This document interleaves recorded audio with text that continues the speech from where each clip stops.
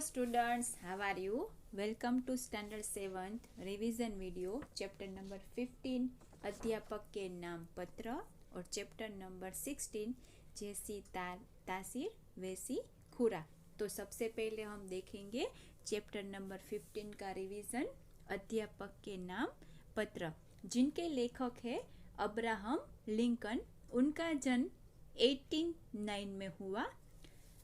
वो अमेरिका के राष्ट्रपति थे। एक कुशल राजनीतिज्ञ होने के साथ साथ पुस्तक प्रेमी, गंभीर विचारक और लेखक भी थे।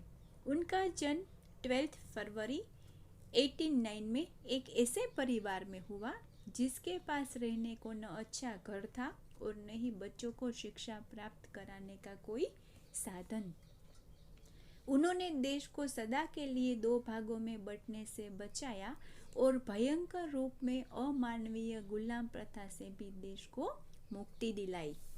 वे अपने प्रयत्न से विभिन्न स्थानों से पुस्तकें मांग कर रात को चूल्हे की आग के प्रकाश में पढ़कर ज्ञान प्राप्ति किया करते थे।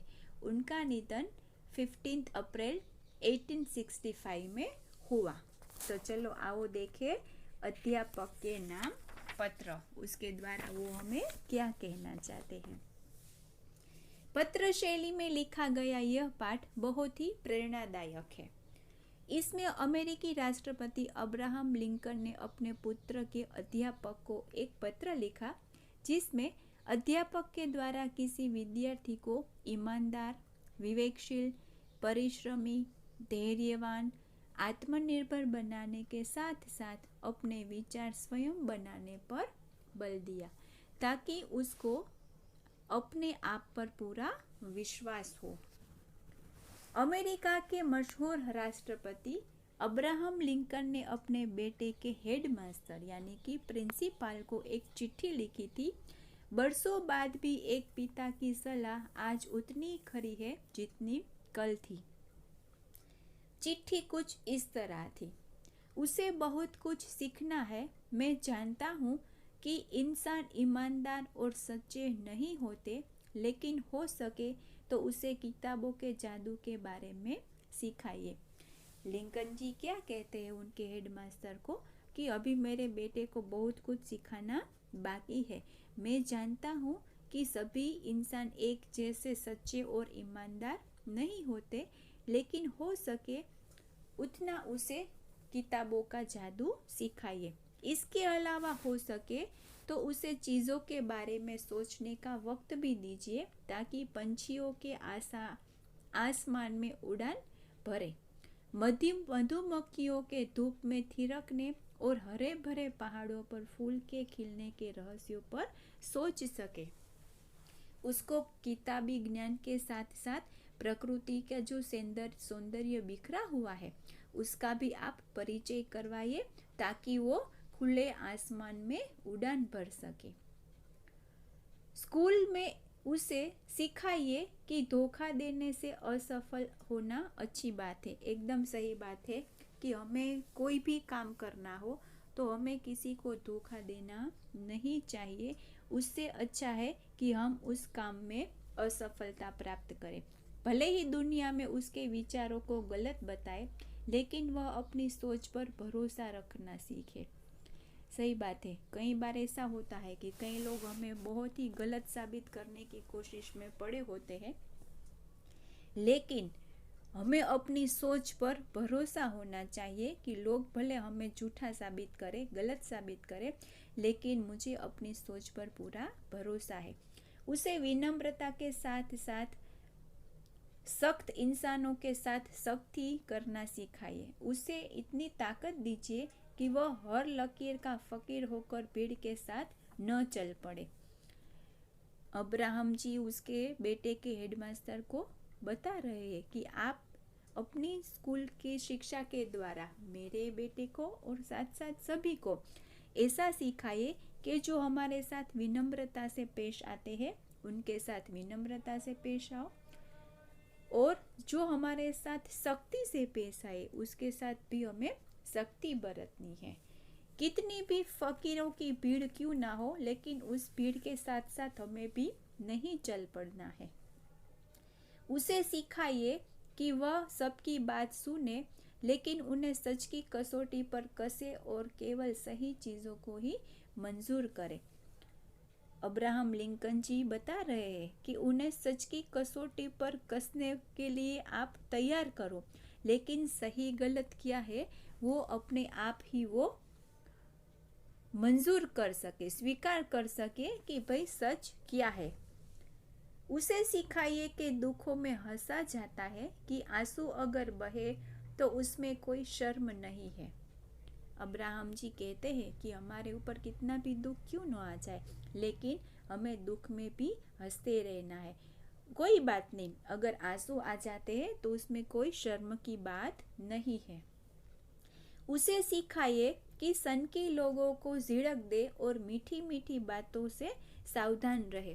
हमारे आसपास कितने ही फित्र वाले, कितने ही प्रकृति वाले लोग होते हैं जिनके नेचर, उनके स्वभाव एक जैसे नहीं होते। कोई मीठा मीठा बोलते हैं लेकिन बाकी में वो अच्छे और मीठे नहीं होते हैं। वो कहते हैं ना कि मुंह में राम बगल में छुरी, उसी प्रकार मीठा बोलते हैं लेकिन मन में कुछ और ही बात होती है। और सन के लोग कि भाई थोड़ी देर में उसका मूड ठीक होता है, थोड़ी देर में उसका मूड बदल जाता है, तो ऐसे लोगों से भी वो सावधान रहे। अपनी ताकत और दिमाग की ऊंची कीमत तो लगाए, लेकिन अपने दिल और आत्मा का सौदा न कर सके। उसे सिखाइए, अगर उसे लगता है कि वह सही है तो सामने खड़ी हुई चीखती भीड़ को अनसुना कर दे, उसके साथ न नरमी से पेश आए, लेकिन हमेशा गले से लगातार मत रखिए, क्योंकि आग में तपकर ही लोहा फौलाद बनता है। एक बहुत ही उदाहरण हमारे सामने पेश किया गया है कि लोहे को जितना भी आप आग में तपाओगे ना, उतना ही वो मजबूत होगा। इसीलिए आप भी अपने शिष्यों को इतना तपाओ कि वो लोहे की तरह मजबूत हो जाए। उसे इतना बहादुर बनाइए कि वह आवाज़ उठा सके, इतना धैर्यवान बनाइए कि बहादुरी दिखा सके। उसे खुद में भरोसा करना सिखाइए ताकि वह इंसानियत में भरोसा रख सके। मेरी उम्मीदें ढेर सारी है, देखते हैं कि आप क्या कर सकते हैं। मेरा बेटा एक अच्छा बच्चा है। अब्राहम जी कहते हैं कि आप उसे उस तरह बहादुर बनाइए कि वो अपनी अच्छी आवाज़ उठा सके, धैर्यवान बना रहे, लेकिन अपनी बहादुरी वो दिखा सके। किसी के पर भरोसा करना सीखे और इंसानियत पर भरोसा करना सीखे। अंत में अब्राहम जी हेडमास्टर जी को कहते हैं कि मेरी उम्मीदें तो बहुत सारी है, मैं देखता हूँ कि आप क्या क्या कर सकते हैं। मेरा बेटा एक अच्छा बच्चा है। तो विद्यार्थी मित्रों, ये था हमारा अध्यापक के नाम पत्र, जो एक पिता द्वारा एक हेडमास्टर यानी कि प्रिंसिपल को लिखा गया है कि आपकी स्कूल में मेरा बेटा पढ़ता है, तो आप उसको इस प्रकार की तालीम दीजिए कि आगे जाकर वो एक अच्छा नागरिक बने और उसको पता चले कि दुनिया में किस प्रकार रहा जाता है। हमारा नेक्स्ट रिवीजन चैप्टर है चैप्टर नंबर 16, जैसी तासीर वैसी खुराक। ये एक आत्मकथा है जो दारा सिंह जी द्वारा लिखी गई है। दारा सिंह जी का जन्म 19 नवंबर 1928 को पंजाब के अमृतसर जिले के धर्मुचक गांव में हुआ था। इनके बचपन का नाम दीदार सिंह था। इनके पिता सूरत सिंह और माता बलवंत कौर थी। इन्हें बचपन से ही पहलवानी का शौक था। किशोरावस्था तक आते आते वह कुश्तियाँ लड़ने लगे। इनका छोटा भाई सरदारा सिंह रंधावा सिंह पहलवान बना। आगे चलकर दारा सिंह ने कई फिल्मों और धारावाहिकों में अभिनय भी किया। लोकप्रिय धारावाहिक रामायण में हनुमान के अभिनय से इनकी ख्याति में 4 चांद लग गए। यह राज्यसभा के सदस्य भी रहे। इन्हें रुस्तम पंजाब, और रुस्तम हिंद नाम से भी जाना जाता है। 12 जुलाई 2012 को मुंबई में इनका निधन हो गया। तो चलो आओ देखते हैं दारा सिंह जी द्वारा लिखी अपनी ही आत्मकथा जैसी तासीर वैसी खुराक। प्रस्तुत आत्मकथा में अपने समय में मशहूर पहलवान दारा सिंह जी की आत्मकथा है। आत्मकथा के इस अंश में उन्होंने लिखा है कि अच्छा स्वास्थ्य बनाने के इच्छुक किशोरों को कैसी खुराक लेनी चाहिए और कैसी नहीं। सबसे पहले तो हमारा जो हेडिंग है जैसी तासीर वैसी खुराक, उसके बारे में समझ ले। तासीर मतलब हर एक व्यक्ति में भगवान ने एक तासीर बनाई होती है कि कोई व्यक्ति ऐसे होते हैं कि वो कभी भी कुछ भी खाए तो उसे कोई प्रॉब्लम नहीं होती है, और उसने जो खाना या कोई भी खाने की चीज़ ली है तो वो अच्छे से उसको डाइजेस्ट मतलब उसका पाचन तंत्र इतना अच्छा होता है कि कुछ भी वो खाए तो उसको एकदम अच्छे से वो हजम हो जाए। किसी किसी की तासीर ऐसी है कि उसको बहुत ठंडी चीज़ें हजम नहीं होती, उससे उसकी तबीयत पर असर होता है। किसी किसी की तासीर ऐसी होती है कि उसको गर्म चीज़ें उसके तासीर उसके शरीर को उसके पेट को अनुकूल नहीं आती। तो हमारे शरीर की भगवान ने जैसी तासीर बनाई है उस मुताबिक हमें हमारे शरीर को ध्यान में रखते हुए हमारी खुराक लेनी चाहिए, और उस मुताबिक हमें हमारे शेड्यूल में उसका ध्यान रखना चाहिए। मैं तो ज़रूरी बात बताना चाहता हूँ वह है पहलवान की खुराक के बारे में अफवाहें। सबसे पहले दारा सिंह जी कहते हैं कि सबसे पहले एक ज़रूरी बात कि पहलवान के खुराक के बारे में जो अफवाहें फैलाई जाती है वो सब झूठ है। बहुत सारे बच्चे पहलवानी करने का ख्याल इसीलिए छोड़ देते हैं कि इतनी खुराक कैसे खाए या कहाँ से खाएंगे। खुराक के बारे में कुछ पहलवान का जानबूझकर झूठ बोल देते हैं। दारा सिंह जी बताते हैं कि कई पहलवानी करने का जो ख्याल रखते हैं लड़के, वो ऐसा सोचते हैं कि भाई पहलवानी शरीर बनाने के लिए इतनी खुराक हम कैसे खाए कि हमारे पेट में तो इतनी खुराक समानी चाहिए ना, और हम ऐसी खुराक लाए भी कहाँ से। सभी के घर एक जैसे नहीं होते हैं कि भाई चलो खाना तो वो खा सकते हैं, लेकिन वो उसके घर मुताबिक उसके घर में इतनी खुराक नहीं बन सकती है। खुराक के बारे में पहलवान कई बार क्या होता है कि कई पहलवान ऐसे होते हैं कि वो खुराक को लेके झूठ बोल देते हैं। पहले ज़माने में पहलवानों की खुराक राजा महाराजाओं की ओर से आती थी। मतलब कि पहले जो कुश्तियाँ होती थी ना, वो राजा महाराजा घोषित किया करते थे, राज्य की ओर से पहलवान को भेजा जाता था। तो वो पूरा खर्चा पहलवान का उस राजा और राज्य की ओर से होता था। तो पहलवानों का पूरा खुराक मतलब उसका पूरा ध्यान उसकी देखभाल वो राजा और राज्य की ओर से हुआ करती थी। पहलवानों से पूछा जाता था कि आपकी खुराक में क्या क्या शामिल हो, ताकि उस हिसाब से उसकी रसद पहुंचाई जाए और रसद के लिए पैसे दिया जाए। यहाँ रसद का अर्थ है सामग्री, राशन, खाना बनाने के लिए जो आवश्यक चीज़ें होती है वो। तो पहलवान को पूछा जाता है कि आपके लिए कौन सी सामग्री आपको चाहिए, तो उसी प्रकार से आपका खाना हो या उस प्रकार से आपको वो सामग्री पहुंचा दी जाए। ज़्यादा लेने के लिए महाराजा से झूठ बोल देते थे। साथ ही लोगों में भी भारी भरकम खुराक वाले पहलवानों की चर्चा कुछ ज़्यादा ही होती थी। देखो सभी के सोच विचार एक जैसे नहीं होते थे। राजा महाराजा की ओर से मिलता था रसद, तो उन लोगों को क्या होता था कि भाई मेरे एक के लिए आता है तो क्यों ना उनमें मेरे पूरे परिवार के लिए भी कुछ मैं मंगवा लूँ। तो उसको जितनी ज़रूरत है उससे भी ज़्यादा वो महाराजों को झूठ बोलकर रसद मंगवा लिया करते थे। और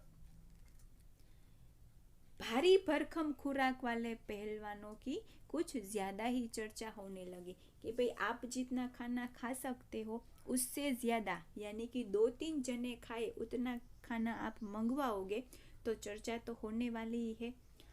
शायद इसी किंग कांग की खुराक बढ़ा चढ़ाकर लिखी जाती थी। शुरू शुरू में कुश्तियों के ठेकेदार मेरी खुराक के बारे में बढ़ा चढ़ाकर लिखते थे, पर मैंने अपने बयानों से सच बोलना शुरू किया तो उन्हें मेरी खुराक के बारे में लिखना बंद कर दिया। दारा सिंह जी बता रहे हैं कि इसी वजह से शायद अपनी खुराक के बारे में बढ़ा चढ़ाकर लिखा होगा, और शुरू शुरू में तो ठेकेदारों ने मेरे खुराक के बारे में भी बहुत ही बढ़ा चढ़ाकर लिखा, लेकिन मेरे अब जैसे जैसे बयान आते गए उसमें मैंने सच बोलना शुरू किया कि भाई मेरी खुराक के बारे में आप लोग लिखना बंद कर दीजिए, आप जो लिखते हो इतना मेरा खुराक नहीं है। मैं यह सब इसीलिए बता रहा हूँ कि अगर किसी गरीब लड़के का पहलवानी करने का मन हो तो वह खुराक सोच समझकर मन छोटा न करे। इतनी खुराक तो उसे मिलनी ही नहीं तो वह पहलवान कैसे बनेगा। शुरू में तो मुझे भी अपने लिए खुराक जुटाने में दिक्कत आती थी, फिर साधन जुटते गए और गाड़ी लाइन पर आती गई। दारा सिंह जी बता रहे कि भाई आप हकीकत में जितना खाना खा सकते हो और खाते हो वही बताइए। अगर आप झूठ मूठ का ऐसा ऐलान करोगे तो कोई गरीब परिवार से कोई भी लड़का पहलवानी में आना चाहता है तो इतनी खुराक के बारे में सोच कर ही वो पहलवानी में आना बंद कर देगा। वो वहीं से सोच से ही अटक जाएगा और आगे नहीं बढ़ पाएगा। हर आदमी की इतनी ही खुराक होती है और रहनी चाहिए जितनी वह हजम कर सके। जितनी हम हजम कर सके, किसी का हाजमा ज्यादा तो किसी का कम होता है, पर अंतर थोड़ा ही होता है। यही नहीं होता कि व्यक्ति तो शेर भर घी पचा जाए तो दूसरा पाँव भर भी नहीं पचा सकता। एकदम सही बात है। इस जीवनी के साथ साथ दारा सिंह ने हमें ये बताया है कि भाई सबकी तासीर एक जैसी नहीं होती, सबके हाजमे एक जैसे नहीं होते। कोई कोई के हाजमे इस तरह अच्छे होते हैं कि वो 1 किलो घी भी खा जाए तो अच्छे से पचा सकते हैं, और दूसरा 5 भाग का घी जो होता है, मतलब शेर भर घी होता है, वो भी नहीं पचा सकता। तो इस आत्मकथा के माध्यम से दारा सिंह जी हमें यही बताना चाहते हैं कि हर मनुष्य का हाजमा, हर मनुष्य का पाचन तंत्र एक जैसा नहीं होता है। तो हमें हमारे शरीर को ध्यान में रखते हुए हमारी खुराक लेनी चाहिए। तो विद्यार्थी मित्रों, ये था हमारा जैसी तासीर वैसी खुराक यहाँ ही खत्म होता है और हमारा रिवीजन भी यहाँ ओवर होता है। आशा रखती हूँ वीडियो आपको अच्छा लगा होगा। अच्छे से सभी चैप्टर 1 टाइम रीड करना। सारी एग्ज़ाम के लिए सबको ऑल द बेस्ट। अच्छे से पेपर लिखना। चलो नेक्स्ट वीडियो लेक्चर में फिर से मिलेंगे, तब तक के लिए बाय बाय।